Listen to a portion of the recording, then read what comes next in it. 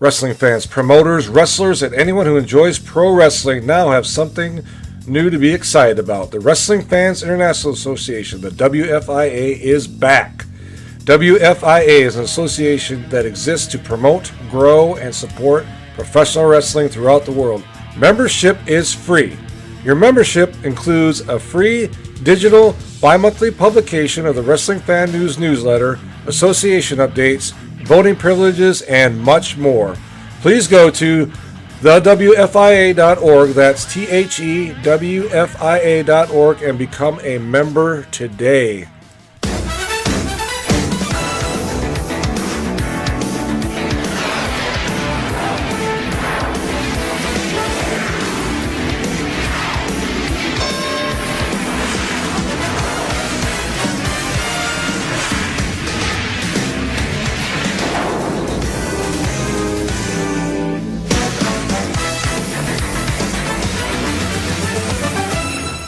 I want to welcome a very special guest, wrestling legend, James Beard. How are you, sir? I'm doing great, Rick. Good to be with you. Thank you very much for joining me today. We're going to go all over, I guess, in the wrestling world and your career. So, all right. I want to know first, before we get started into all the good stuff, but were you interested in professional wrestling as a child, and what got you interested in working in the world of wrestling? Yeah, I started watching wrestling when I was just a small kid. I mean, back in those days, we didn't have any cable. We were just on an antenna. So I was watching Dallas, when we could get it. Sometimes it was kind of hard to receive it from about 90 miles away. And my folks watched it. In those days, there wasn't a whole lot of cable and stuff. So you didn't have a lot of variety of things to watch. And that was one of those things that they just happened to watch. Every Saturday they had a studio wrestling in Dallas on Channel 4, and then on Saturday night to Channel 11. That was the big show, and so I grew up being a fan, I guess. And then they ended up taking me to the Sportatorium a couple of times when I was about 8 or 9 years old, and that was my first exposure there. So I got hooked pretty early. What was it like going to the Sportatorium as a fan early on? That was a place I always wanted to visit. Going through. But I never got a chance, obviously. No, that was what now? I'm sorry. What was it like going there as a fan? Oh, the fan? Yeah. Well, of course, I was just a kid, so it was it was bigger than life. I'd been watching it on a black and white TV, and then all of a sudden everything's in color. And they're the real guys there. And I saw Bull Curry and Danny McShane and Red Bastien. Johnny Valentine, those guys, and I don't remember everybody that was on that first card, but it was just kind of it was pretty awe-inspiring, I can tell you that. And the Sportatorium atmosphere, even for a kid, that was something special. I noticed that right off. I always remember that. It was just a special atmosphere to be there. It's one of those arenas I always wanted to visit, and I guess visually from watching World Class and USWA that it is my favorite arena of all time, but I never got to travel to Texas to see that. And it's it's an amazing place. Not a bad seat in the house. I mean, it wasn't a pretty building by any means. It was in fact, it was kind of ugly, but I've heard. yeah, and no air conditioning and no heat. To speak of, really, and it could get uncomfortable sometimes, but the atmosphere, the whole thing, the feel of the place was something really, it's hard to describe. It was hard. It was just incredible. So what got your interest in working in the world of professional wrestling, and where did you start off? Well, I mean, I like I said, I was a fan and I watched all the time, but I was in the music business and playing music. Really? Playing music around the Dallas area. I got to know some of the guys, and eventually they would get to talking to me and finding out that I had been watching for a long time, and I kind of had a clue about things, and they just started kind of goading me into it. I think you'd be pretty good. I had an athletic background also. I played baseball and basketball in college, and it was just one of those things that just kind of one thing led to another, and then finally, actually, Bruiser Brody had a lot to do with it. He kind of pushed me into it, just kind of told me you're going to try this, and I did, and stuck my toe in the business for a little while, and did a few little spot shows and that kind of thing, and the next thing I know, I'm working at the Sportatorium. Was World Class your first promotion that you worked for? Yeah. Yeah. Okay. Yeah. I mean, other than some little podunk thing around, Right. Right. So, what was some of the earliest guys that you worked with? I mean, what year did what year was that around about that you 86. started? 86. Yeah. Okay. Yeah. I mean, that was a great time for World Class. I mean, well, it really is kind of past the big time. Right. The big years were 83, 84, 85, and things had, I guess, there'd been a little kink in the armor, I guess, by the time I started, and then I got a little taste of it, but not as much as I would have liked to. Right. It was still a lot of fun, a lot of great guys, and a lot of the world class, the people that was world class people that were still around, but I missed out on some of the really glory years.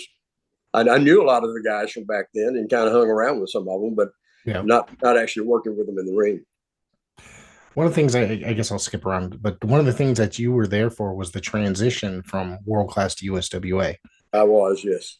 And to me, I feel that was like one of the most underrated eras of the company, so to speak. It was the booking. I guess that was booked by Eric Embry, correct, at that time period? Yeah, it was really interesting because things were really kind of bad. I mean, things had gotten really slow. The attendance was bad. Eric took over the booking, and it really didn't have a lot to work with other than some of the guys that kind of hung around the Dallas area. The regular guys, and not that there was anything wrong with them, but it needed something new, something fresh, and Eric just kind of took it upon himself. He at the time, I kind of questioned it a little bit. I was, is Eric doing this and Eric doing that, and then it started working, and it turned he turned himself into this really hated heel into the hero, and he just did a magnificent job of it. And of course, since then I've gotten to know Eric very well and gotten to be really good buddies with him, and I really appreciate his mind as much as anything. He really did turn the thing around for a while. I thought it was just kind of it was like wild and crazy, some of it. You know what I mean? During the and that's what I really enjoyed about it, because it was just the crowds were. Sometimes you'd watch and the crowds weren't always hot, but during that era, I just thought that the crowds were like on fire. You know what I mean? A lot of the time. Yeah, he really created a lot more emotion than it been. It kind of, like I said, it kind of gotten stale, and the crowds were down, and then he took over and started booking the way he was booking it, and he got it built back up, and the crowds were really into it, and then. Of course, they really got emotional about the thing when USWA started becoming involved, and it was just really well done. Mm-hmm. Of course, a lot of the very early USWA has been uploaded to the Savoldi network as of late. I guess they own the rights to a lot of it, and they've probably uploaded the first 10 episodes. I know more are coming. This show is going to be on there as well, and I'm going to tell you, going back and watching, it's probably been a good 20 or 30 years. It's just, it's really fun to watch some of the talent that came through there. And some of them went on to bigger things and say WWF and WCW and such. I mean, he had a thing for working with like a lot of really good guys, I guess. Yeah. I mean, when you look back on it, some of the guys that were in USWA at the time, and then later on, even in Global, a lot of those guys are gone on and done really well, and I'm really proud of that. I'm proud of what we were able to accomplish there, and some of the guys that I got to work with, and even kind of help get to that point. And it was a great experience, and I still close to a lot of them. Right. Now, one of the questions, of course, I interviewed Craig Johnson last week, and I had a lot of fun talking with him. from Global, and I guess he was there for a brief period during the USWA period as well. Yeah, yeah, good guy. Yeah, he's a great guy. He's a lot of fun to talk to. One of the things he talked about was working with Steve Austin early on. So I'm sure that Yeah. you also had that opportunity. Oh, absolutely. Yeah, He Yeah. worked some of Steve's first matches, and it's hard to imagine now, but I'll see some of the old tapes and things, and he was green as a gourd. It was a long ways from Stone Cold, but he had that promise, and you could see that right off the bat. You knew that he was going. If anybody was going to make it, he was going to be the guy. Yeah, and the storyline with him and Chris Adams, I thought was excellent. Yeah. Chris was his trainer, and Yep. some of that was kind of a shoot. It kind of turned into that anyway. But yeah, that was a great angle and worked out really well for him. Now, doing research for this episode, I discovered that you worked in Japan quite a bit as well. Yeah, in fact, a lot of those years I was gone as much as I was in Dallas. I'd go to Japan and work 6-8 weeks and come back and do TV in Dallas, and then I'd go back and do that. I did that for several years. That was the SWS promotion mostly. Yeah, I worked for them. Yes, I did. And they had the affiliation with the WWF for quite a bit, right? That's correct. Yeah. So I was going over there and doing tours. I'd do a tour and like I said, I'd stay over and work in the training center, and then I'd do the next tour, and then I'd come home. When it initially started, the idea for SWS was a strong style promotion, and they were bringing in guys that not WWE guys, AFF at the time, but guys that kind of fit that mode. Mm-hmm. From the States and Canada and other places. And eventually TNU made that deal with Vince, and they started sending guys over every tour. So I was working with all the top WWF guys, and at the same time I was working in Dallas. So it was kind of a cool situation for me. It ended up kind of being the thing that tore that company apart, because a lot of the Japanese guys, the traditional guys, didn't care for the deal, and they didn't like the fact that it kind of gotten off track of what they intended for it to be, and they felt like the WWF involvement was something that kind of took away from it. So it turned into a deal where they ended up splitting, and Kendo Nagasaki was the guy that brought me over. Mm-hmm. He took a group and splintered from that, and of course when he did that, I went with him. So and that ended up really good for me also, because I got a lot more freedom to book and involvement in the creative side and that kind of thing. But it was a great experience working over in Japan. That really made my career for me. So you said it was more like a strong style promotion, but it didn't last very long. It was only a couple of years, I think, right? Maybe. Correct. Well, yeah. What happened was when they did the split, he continued on a little bit, I think, as SWS, and then he changed it to War. Okay. Yeah. So it was really the same promotion. He just changed, I think, maybe because of all the heat that they were getting because of the WWF involvement, I think. It was Wrestling and Romance, I believe, was the exactly. That's right. Okay. I forgot. I almost forgot. It's been so long since I've heard that. Yeah. Name. Wow. Yeah. That was just an extension off of the SWS. And so you're talking about like shoot style. So it was kind of very similar to say like the UWF or UWFI was in Japan. Like kind of like it treating it like it was like a actual competition as opposed to the showman type part. Yeah. The original, like I said, the original idea of SWS was a real strong style. Mm-hmm. And they even had some of Fujiwara's guys come in. You know, they were shoot guys, and they got involved with AAA over in Mexico, and it was a lot of fun. I mean, we had a real variety of things going on there, especially with the WWF guys coming in and all too. But it really caused a lot of internal turmoil amongst some of the main guys, I guess, that were involved in the original concept, and that's when it split, and that's why I ended up changing to WAR. Right. Um, so hang on, my notes. All right, so back into the USWA and them backing out of Texas, and then basically, Mhm. did you go to Memphis at all, or travel with the USWA at all, or do you primarily in Dallas? No, I was going to Japan all the time, so I Okay, only worked TV in Dallas when they came through, and then, and oh, I was sorry. and again I was there off and on because I'd be gone for so long sometimes, you know. But I worked with them at the Sportatorium in Dallas, but I Right. didn't work for USWA in Memphis until later on. So then you were you right on board when Global decided to start up?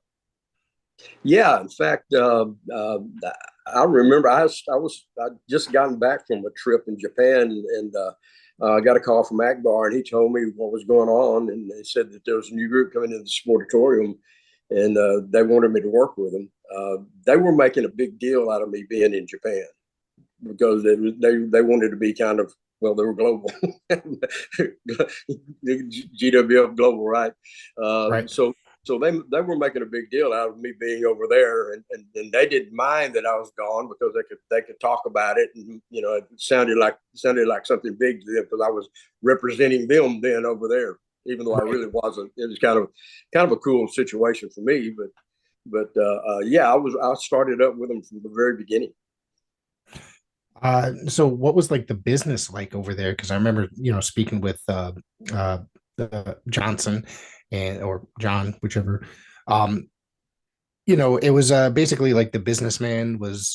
They presented themselves as being a international organization, Yeah. and basically they're just based out of Texas. But it was Well, like, actually, Joe Pedicino started it, correct. and Yes. he's out of Georgia, and the the word in the beginning was there was a lot of money involved, Hmm. a big man and all, and somehow I guess that didn't turn out to be exactly true, which is that's wrestling, that's the way it works.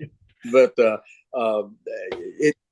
thing about it is it got a good start, and we taped a lot of stuff with a lot of talent came in, and a lot of young guys that you recognize from later on, that started there and did really well. But yeah, it was all filmed right there at the Sportatorium in Dallas. Yep. The, What did you they think of called the it the global dome at that time. Yeah, what did you think of the rebranding of the Global Dome for television, I, basically? well, I guess I kind of understand. They wanted a fresh start and that kind of thing. I think that was the idea. You know, everybody knew it was a Sportatorium, Yeah. and Yes. and I think the history of the Sportatorium would have probably served them a little bit better than calling it something else. But that's just me. Yeah, I always thought they should have kept it. And, I mean, the sport, to me, it was legendary, even Yeah. at that time period, building. And I was just a young kid watching. It was, I guess, GWF and USWA and world class was a very important part of my childhood every day after school, so You don't know how many people I've heard that from. It's really. amazing. Yeah, uh, I didn't think of it at the time so much, that we were reaching so many people. But because, well, for one thing, ESPN wasn't a big deal at the time. No, It was kind of getting started really itself. yeah, yeah, We were on that, and a lot of it we weren't happy with because they chopped it up so much. If you could see the stuff that we actually recorded and taped, the way it was actually done, you'd probably liked it even better. But they edited it quite a bit, I think, because of that afternoon time slot. And right. so a lot of us weren't really crazy about that. But later on, I find out, it's sort of reaching so many people. I remember uh, I'd just gotten to Japan one time, and I got over there and met Barry Darsaw and Demolition. And I think Smash. Yeah. Brian was with him at the time. Hmm. Brian Adams Yep. and Barry. I just met him at Narita at the airport, and Barry said, "Man, we've been watching you this yesterday afternoon on TV, and we were in London." And I'm like, "What?" You It know, got and, out there. Wow. yeah, and that's when it hit me that man, this thing's really getting out there. And since then, I've heard so many people, probably your age, that just told me that same thing. Man, we used to watch you guys on TV every afternoon. That was our thing to do. And it's just it just kind of hits that yeah, you were really getting something effect out there, and didn't really realize it at the time.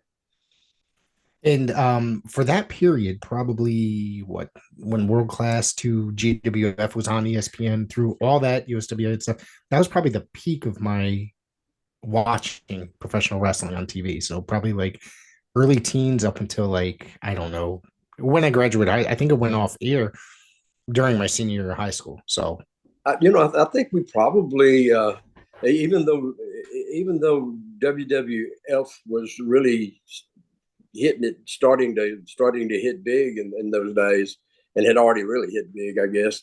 I think we probably had an effect on a lot of kids becoming wrestling fans. Yeah, because that was their exposure to it, and it kind of freaks me out a little bit when I think about it that way. But it's kind of cool. I started probably watching 1984, and then I don't remember when wrestling started on ESPN, but I think it was probably 87, 88 was the Legends of World Class show. Yeah, something like that. Something like that. So I started watching it on there, and it didn't really hit me at first, really, you know what I mean? But after a little while, then I really started to get into it, because I think it was different than what I was watching outside of WWF and probably the NWA. You know what I mean? Well, and that's the thing. That's the thing that I'm kind of proud of it in a way, because I think we really were an alternative. Right. It's kind of one of those things that's missing today, that there's not an alternative out there, but that has a different style and a different approach to the business. And I think that was one of the things that kind of, I guess, got people's attention, and even charmed some younger people, I guess, a little bit. And there was a lot of fresh faces there too. A lot of guys that got their start with the Global, and they were new, to a lot of people. So yeah, I think there's a lot of things that we can be proud of about of what we accomplished with Global, no matter what now. I mean, you guys gave the Patriot like his big exposure before going to WCW or WWF. Oh yeah. Dale was kind of the bell cow for Global, and yeah, the perfect hero. I mean, he was the perfect guy for that. He was fresh enough, even though he had some experience, with AWA and all. Yes, but he was fresh enough as a performer, as a wrestler. But he was new, he was different, and I don't think anybody had a matched hero champion, at the time, that was that big, and he was a perfect guy for that. yeah. I quite enjoyed him, and then of course came over to WCW. That's the thing, Leslie. You made a point there. There isn't really a true alternative these days. Yeah. Nothing that's a little bit more old school. I think before we hit record, there was, we mentioned a company that you were part of that was somewhat a good alternative, which I thoroughly enjoyed. I thought for a few years that the current NWA was right on track, and then the pandemic happened, and then once they came back, if you knew me, you would know that that's kind of been my passion to create an alternative of some kind. Yeah. I've been kind of stubborn about it, I guess, in some ways. I had chances to go and work with other people at times, and bigger situations, and I always wanted to create something that was different, and something that was a little more traditional based, I guess. And we were doing that with SWE. We were getting that, and having some success with it. I won't get into what caused it to go down, because it's kind of a sore spot with me, but it was cooking and doing very well. We were drawing 500 to 700 people everywhere we went, which is great for independent at the time. Absolutely. And I remember the first time I turned into it, it was on YouTube, and it was probably the third episode I found. And I was amazed at the amount of talent that was there I mean, there was some people that were going back and forth between Yeah, SWE and the NWA. Like Tim Storm was there, Thunder Rosa was there, right. a couple other people. So it got me real excited. You know what I mean? It Mo- was kind of, it Yeah, seemed like it was sort of a relation, sort of like a loose relationship, sort of. yeah. Well, the original cast of characters, I guess, were basically all people that I trusted and knew. Mhm. I had pretty much free-handed putting all that together. It got a little, I guess, out of my hands a little later on to some degree, but when we were really cooking, those were people that I knew that could do what I wanted done, and we were doing it. We were doing some really good stuff. I'm working with a group right now in Texas called Texas Style Wrestling, and we're Okay. trying to get back to that right now. I kind of got involved with them in the middle of some things, and they were kind of doing it a little bit different, and now we're trying to get on that track. And I'm determined. I'm either going to be proven wrong or right, one way or the other. But I'm going to keep doing it until I can't anymore. Is there, say, TV series or YouTube series for that Texas style wrestling, or not yet? Yeah, yeah. There's some stuff on streaming. Yeah, so Okay. you can find that. Yeah, yeah, I'm gonna look for it. and right now they're showing, I think, a lot of stuff that was filmed before I started working with them. But we're getting into a more episodic storytelling type things now with that style more prevalent. I'm hoping in the next few months that we're kind of back on that track. I hope it works out as well, because Well, thank you. I really believe that there's a base out there, a fan base out there that wants that, and oh, and and that's what I'm shooting for. you're speaking to one right now. I'm telling you. I So, hear uh, it all the time. People saying, we miss that, we miss that. We want to believe in it. And for some reason, the people with the money don't seem to want to listen to those people, and I don't get it. it's one of those things where they want the people that are going to spend the big bucks, like you know, I hate to say it, money marks, I guess, sort of speak. Yeah, People that are maybe going to spend yeah, tons of money on merchandise. yeah, yeah. Yeah. Yeah. So, I mean, I'm always like, I don't watch a lot of modern wrestling, to be honest with you. I'll watch I don't the either. big Yeah, shows, maybe. It's kind of hard to watch. I do keep up with, say, the NWA or David Marquez's, championship wrestling from Hollywood and stuff, because it's yeah, probably the closest thing to actual professional wrestling that is around today. yeah, yeah. Well, I think Yeah. Dave comes from that same thing too. Like the NWA base. He's got that in Right. his bloodstream, kind of like I do, and I like. I pretty much like what Billy's doing with NWA in a lot of cases. I think I'm hoping that they're successful because that's I guess I'm one of those guys that just kind of grew up as an NWA guy, and I'm pulling for them, Yeah.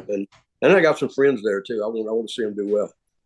Well, there's a couple guys that are from up my way that work down there that I'm really happy to see them on their television program. Wrecking Ball Legursky, who I Yeah, think is an absolute gem in the world of professional wrestling. He's a great guy on top of it. And, seeing him on my TV every week is very exciting. So, because yeah, he works the Northeast Indies, that's where he yeah, comes from. yeah. So, let's see. I want to ask you a question. This is We more got of off on a a tangent, didn't we? yeah, no, it's fine. I mean, it's kind of what the show is about. It's a classic talk program, so Yep. I'm All excited right. about that. So, I want to talk about you had several matches with Bruce Pritchard, I guess, Oh my. involvement in. Come on, and one of them ended up in a boxing match as well. So let's Yeah, talk yeah. about this. Well, that was Eddie Gilbert's idea. Uh, Yeah, another gem. We'll talk about Eddie soon. yeah, yeah. Yeah. Eddie came up with this. He came to me one day and he said, I want you to drop refereeing for a while, and I'm going to start this angle with you and Bruce." And Bruce was working down there in Global with us as a manager and been Yeah. doing some commentary and that kind of thing. And I said, "Well, okay. I mean,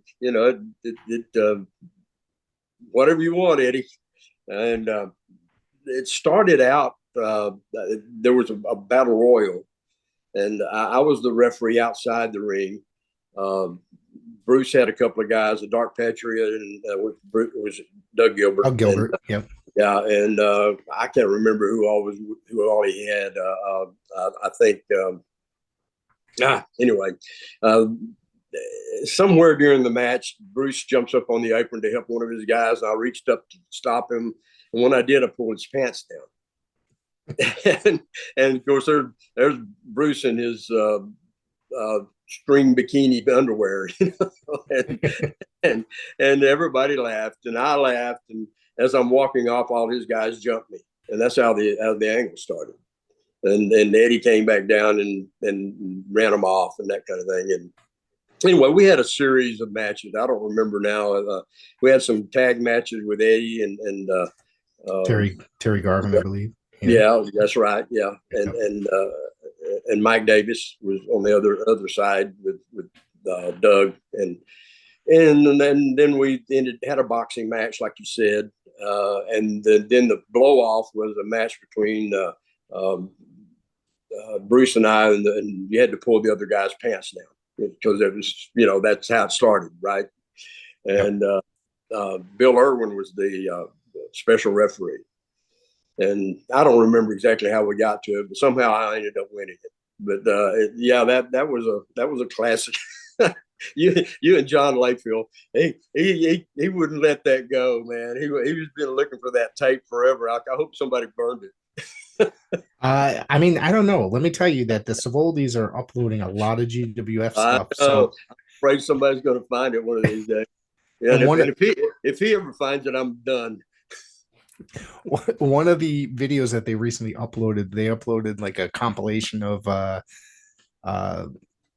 outrageous gimmick matches, and one of them, of course, was the bungee match that took place in Global. Oh God, yeah, you're all the good stuff, aren't you? Well, this is getting the weird period of Global. Yeah, that was a Global thing also a little later on. Yeah, it was, that was Gray Pearson's idea. Gray Pearson had taken over Global after Joe Pedicino and them had kind of run out of money and left. We were down for, I don't know, maybe 2 or 3 weeks is all. Okay. And one of the main sponsors of World Class there in Dallas, it was a big automobile company, came to us and said, "Look, we're gonna help you guys get back on your feet." And Westway Ford, Joe Teague is the guy's name, and so we started up pretty quick after that again. And Gray was kind of the I guess the new owner at the time. Yeah, and that was his idea. He came up with some really weird ideas, and that was one of them. And when he came to me and told me about this thing, I said, "Gray, I'm not getting up on that thing. First, well, for one thing, I hate heights, and the other thing is that I know there's going to be a technical problem because there's no way in the world you're going to get this thing set up and everything's going to work the way it's supposed to work." Well, sure enough, Akbar and I we went into the dressing room and watched it on the monitor. I wasn't about to stay out there, and before they even got the thing up in the air, the camera inside the little thing that they took up and had the match in, little booth looking thing, cage or whatever you want to call it. The camera went out on it, so they were shooting it off from the ground and everything, and it was horrible. The lighting was terrible, and of course you can't have a good match in something like that. There's no way, But it turned out to be funny and infamous, I guess, in a way. and then Mike Davis did his moon rock drive, and everybody remembers it. So I guess in some ways it's a success if you look at it that way. In a way, I mean, it's kind of to me that was bad for Mike Davis because at that time he had a pretty interesting career as a really good wrestler and talent. Oh, great, you know what I mean? Great wrestler. Yes. And then he just came back with, going away in the bungee, hitting the moon, coming back, and got him a moon rock. Yeah. Ended up in a weird gimmick. Yeah.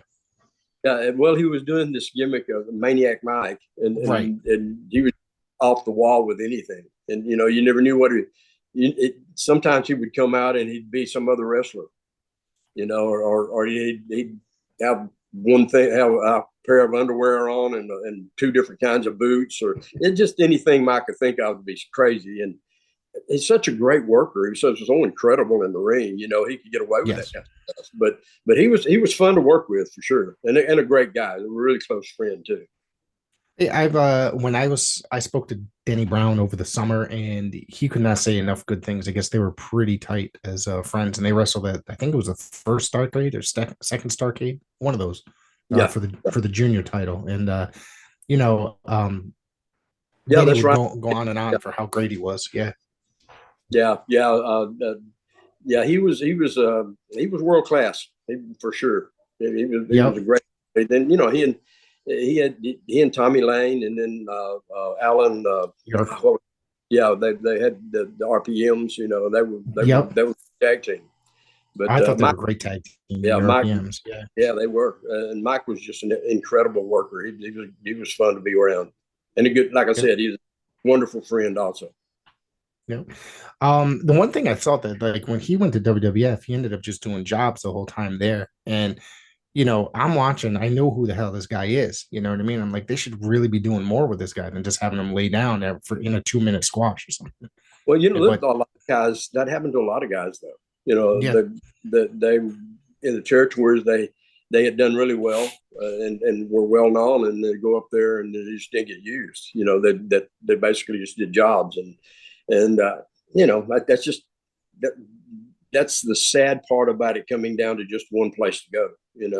Pretty yeah, much to make money, yeah. there were a lot of guys that went up there, and that was kind of the last straw for them, I think. Yeah, I mean, I just I go back, I see Steve Regal doing jobs, or whoever else, you know what I mean? Even like guys like Iron Mike Sharp was a name prior to going there, and he went there, but he spent a long time there doing that position. Some guys couldn't hack it or didn't care for it or whatever, but there's other guys that they would collect that paycheck and not care, I guess, as much. Well, yeah, I'm making the money, and nothing wrong with that either. Right. I've got a lot of friends that did that, and I mean, like my old buddy Dusty Wolf, he did jobs for him for years, and he made a living, Yep. and I guess in the end, that's the bottom line. That's what you want to. That's what you want to come out of this being able to do, and it doesn't really matter whether you win or lose at that point. I spoke with Dusty over the summer as well, interviewed him, and I got to tell you that he is a great guy. He was a fun interview, and Did he tell any he lies? didn't seem to care that. I don't. I don't think so. If he said anything about me, all it was a lie. I can tell you that right now. I'm trying to remember. I got to go back and listen fully, but he didn't seem to care to be working up there and just laying down all the time. So Yeah, he wrote a book, and I told him that after it came out, I said, you should have just named the book Lies About James. Speaking about Great books, guy. yeah. That's just good friend. We've known each other a long time. Speaking about books, you wrote a book as well, somewhat recently, correct? Well, it's actually almost been 10 years now. Oh, it's been 10 years? Well, yeah. for some more reason. Yeah, I'm actually working on a second book right now. I'm planning on having it out this next year. But Okay. the first book is basically about the guys I worked with in Texas, mostly my relationship with those guys, and some other things involved in there too as well. But yeah, that book has been pretty well received for the most part. I've enjoyed the experience of having it out there. Okay. Is it still available? Like, I can just go You to can get it on Amazon and Amazon. grab. Yeah. So what was your experiences with Joe Pedicino during your time there? With who? I'm sorry. Joe Pedicino. Oh, I got along with Joe real well. Yeah. I didn't know him well. I mean, he one of those guys that came in from Georgia, and I'd seen some of his stuff on TV that he'd done, he produced, and that kind of thing, and I liked his ideas. I mean, he really had a kind of an eclectic mind about wrestling. We didn't just talk about global. He had a segment on there where he talked about what was going on everywhere in wrestling. and like it was recognized, that we're not the only thing around. It Yeah. kind of had a real feel to it. So I like Joe. I got along with him well. I was, like I said, I was gone a lot. I'd be in Japan more than I was here, so I didn't really get the chance to socialize or that kind. Get knowing beyond the work situation for the most part. But I liked him. Yeah. Good guy. I thought he had a great mind for professional wrestling as a whole. While the business was changing, he was trying to. He always tried to create very something creative. good. Yeah. You know what I mean? Yeah. What about obviously the Max Andrews? Any interactions with Max? Well, just from the I guess kind of peripheral interaction. I didn't even know who Max was, to be honest with you, until I found out he was actually the guy running all the syndication and everything. And Right. that really didn't come about until after Joe left. And Max had all that syndication and the control of all of it. So he seemed like he was a lot more interested in producing golf TV than he was wrestling, but he was a businessman, and that's what I remember about him. It just really came across to me as just being all about business and not so much a love for the product, I think. He came in with the USWA, and then I guess was it the falling out between him and Jarrett, and then he yeah, he was involved in all the syndication stuff. Right. Yeah. Okay. But we had, there were, I think someone told me one time there was over 200 outlets at one time. So there was a lot of stuff. There was a lot of stuff out there. I do remember for a short period that I would get it on a localized television station as well, like syndicated. Right. Those are like a low power. Yeah. Yeah. Like a Saturday mornings, I guess it would air here on a low power UHF station. So, that was the period with like Voodoo the Rasta Man and other such things like that. It was still, I still enjoyed it because it was wrestling at that time period, and it was from Dallas, and it was technically the Sportatorium. Yeah. Yep. So, Yep. What about the crowds? Now, the crowds I know I've heard were as low as something like 75 at one point. Like the people like it just remember kind of waning. I don't remember it ever getting that low. I can remember it getting down to like a couple of hundred maybe or something like that. Okay. I'm just going by what I've researched. Yeah. Yeah, I don't think it ever got to that point. I don't remember us ever seeing it that low. Right. It probably a couple of hundred people at one time, and then it started building back up again. Even with Global, we had some full houses. And they did a deal for a while where they were just letting people in free, but they're paying for parking, which was kind of. It's kind of a backhanded way of getting money, but we started drawing a lot of people that way. You start to get them in there, and then they get used to coming, and then they'll start paying again, and that's kind of like it's like a carload of people for like I don't know. You charge $10 for like going to drive-in. You can fit as many. Yeah. It's not a bad way to think about it, I guess. No. And we like I said, we started having some pretty big houses, right. And then. If you think about that and think about concessions and all that kind of thing, they were making money. Yeah.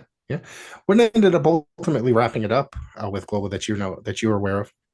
The what now? I'm sorry. What ended up wrapping it up with Global? I mean, when did you leave? And did you leave like when it just went out of business? Or when it went out. Yeah. I stayed there till it was done, and I guess we were probably a couple of months, and then another group came in and did TV there for several months, maybe a year. I think Jim Crockett came back there, and it was right. Yeah, Crockett came in again after that, and then another group came in after that. So, so there was a couple other things. Crockett kind of restarted NWA there for a while. Yes, and I worked for them too. Yeah. Okay. Well, I wasn't sure if you actually did work with them. I would after Global went, we stopped getting Global for a brief period up here on that local syndicated UHF station. We got the NWA for at least a few weeks up here. I know it lasted a little bit longer than we got it up here because I found other episodes I wasn't able to watch on YouTube. So, I mean, I thought that was also a very interesting group. it seemed like he was struggling quite a bit to get the NWA afloat again. I mean, not that ever since the separation between WCW and the NWA, has struggled for almost 2 decades to stay afloat. But Yeah, we had the talents yeah, and definitely had the minds there to put it together. But I don't know. Jim never seemed to be totally invested in it. And right, it did, the whole thing was just kind of like, throw it out there, and if it works, fine. If it doesn't, fine. That's how I kind of felt he was approaching it, instead of really going at it full blast. We for a little while there, we went to Chattanooga and taped some TV up there in conjunction with Jim Cornette and Smoky Mountain, right, right. and that was fun. I enjoyed that. But when we got back to Texas, it just didn't seem like he was as invested in promoting it as much as it needed to be. And Right. it turned out to be what it was. It didn't last very long. I, for the most part, enjoyed it because it was, a lot of stuff that a lot of guys I grew up on. Maybe it was a little bit like maybe it was like 10 years too late, I guess. For some of the and there was too many changes, I guess, in the industry at that point. Yeah, yeah. Well, And it was fun. I mean, we yeah, had Michael Hayes there and Tully Blanchard and yes, and Kevin came back and worked of course John Blayfield, my JBL, he was there. I can't remember everybody, but it had Ricky and Robert came in, and we had a good crew. It yeah. one of the lack of talent. It was our leadership, our ideas. It was, like I said, it was a promotional deficit, really, more than anything else. Did you ever when Kevin started up or tried to restart the world class brand? Were you a part of that? Yeah, yeah, that didn't work very long either.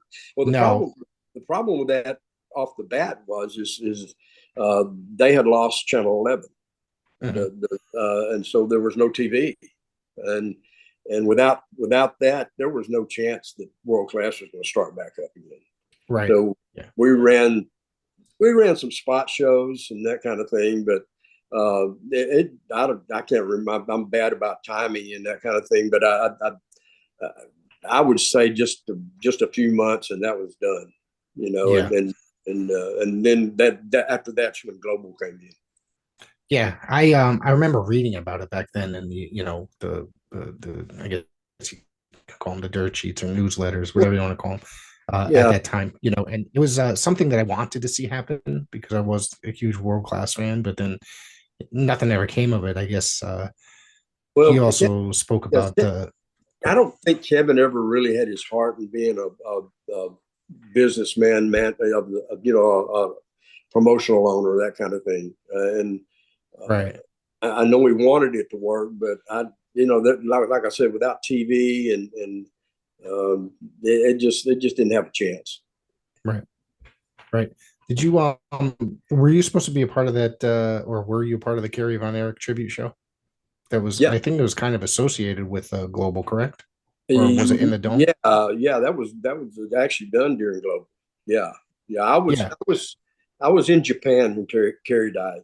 I was in the middle of right. a tour over there, and in fact, I had 4 or 5 of our guys, our Dallas guys, there with me, and um, our Global guys, and I got the call about it. We were about halfway through the tour. I got the call, and I had to break the news to all the guys, and it was a downer. And we had to go through the rest of the tour. Couldn't come back. So we had to go through the rest of the tour and miss the funeral and not being Yeah. able to be there. It was hard, a tough couple of weeks.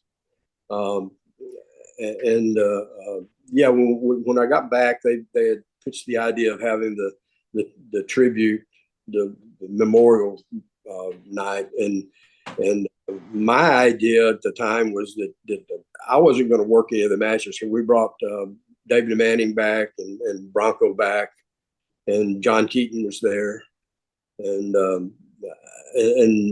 I was just going to kind of run the back and help out, just kind of keep things going, that kind of thing. And when we were trying to get the main event together, which was Michael and I'm trying to remember. I think it was Michael and Buddy Jack, I think. Okay. and with I think Akbar was going to be in their corner, and then Chris Adams and Kevin and Fritz was going to be in their corner. And anyway, we were trying to get all that situated and laid out and everything. And Fritz came up to me and he said, "Who's working the last match, the main event?" And I said, "Well, I was going to put David Manning in there." And he said, "No." He said, "You're going to do it." I said, "Okay." I mean, when Fritz tells you something, you're just going to do it, you know. And I never asked him why or anything else. I just got my gear and started putting it on, you know. But that was the only match I worked that night. But I was there the whole night. Yeah, trying to kind of keeping things running. Was there any issue with David Manning after that being taken out of that match, or no? Or did he care? Nothing after that I know of. Right. I mean, I don't want to talk about anybody or anything, but I found out there'd been some heat with Fritz and David, and Wow. I guess that was his thinking. That's how it was explained to me later on. You know, Okay. so I just kind of accepted that and went on. Yeah, I heard that he was one of their bookers for quite some time, right? Uh, David? yeah, it Yeah, wasn't really very long. Yeah, yeah, yeah. In fact, even Bruiser took over the book there for a little while. He right. found out he didn't like that very much. But yeah, David booked for a short time there. Yeah, Right. I've tried to reach out to him for an interview and no response. I'd really like to talk to him. I don't know any other way, really, but you know, yeah, it is. I try my best to try to reach out to talent. yeah. So, I got. so what else do you? Go ahead. Sorry. I'm sorry. Go ahead. Oh, I thought I cut you off. Sorry about that. No, Uh, not at all. so I was wondering what I guess what are you up to these days? Well, like I said, I'm working with there's a teaching group in Louisiana. Danny Davis, old friend of mine from Global. It has I guess about 20 students or something. And I go down there and help him about once a month with. He runs a show, and I'm trying to help them a little bit. And I'm working with, like I said, the Texas style wrestling now. Gotten more involved with them recently, and that's something that I'm trying to build into that alternative we talked about. And there's a lot of good people involved, and I've got some positive vibes going with that right now. I'm hoping that works out. Just keep trying to contribute when I can, you know, and pass it along some of the younger guys when I get a chance to. I do a few clinics here and there and that sort of thing. And I got it's been real interesting. I got this movie coming out, you know, and that's gotten a lot of people interested again. So it's keeping me busy. What do you think about the movie coming out? I'm very interested in the movie coming Well, out. Which, of course, we're talking about the Iron Claw, right? yeah, Yeah. I mean, when you're doing it, you know, I was involved in the wrestling scenes, so I don't. I it's kind of hard to speak to the whole plot, the whole script, because you get little pieces of script. You know, when you're doing those things, you don't get to see the whole thing. Right. But I think people are going to be surprised that it's not really a wrestling movie. It's really drama, and just has wrestling involved in it. And what we did, Chavo Guerrero was the director of wrestling, and I helped, you know, with some of the advice and that kind of thing in it, and did some of the scenes, and it was really well done. I mean, we really took a lot of care in making sure that those wrestling scenes were as real and as authentic as they could be, and I think people are going to see that when they see the movie. But I think the movie itself is going to be more about what I got. Just reading the pieces of script that I got is I think it was more about Kevin and how he handled the adversities and the tragedies and the fact that he's being the older son, and really wasn't the one that got the favored situation sometimes. I mean, David was the guy that was kind of pushed to be the next world champion at first, and after David died, then it was Kerry, Right.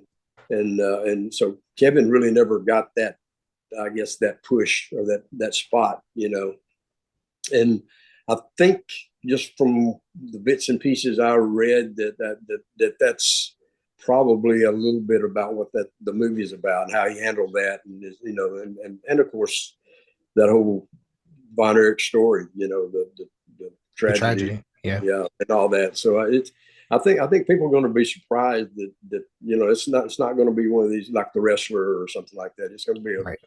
it's going to be a real drama. Yeah, I know a lot of people want to see it. I'm not exactly sure if they understand what it's going to be about. It's Yeah, not going to be a movie. Like I said, like you said, it's going to be a drama, basically yeah, about a family that was in wrestling, and yeah.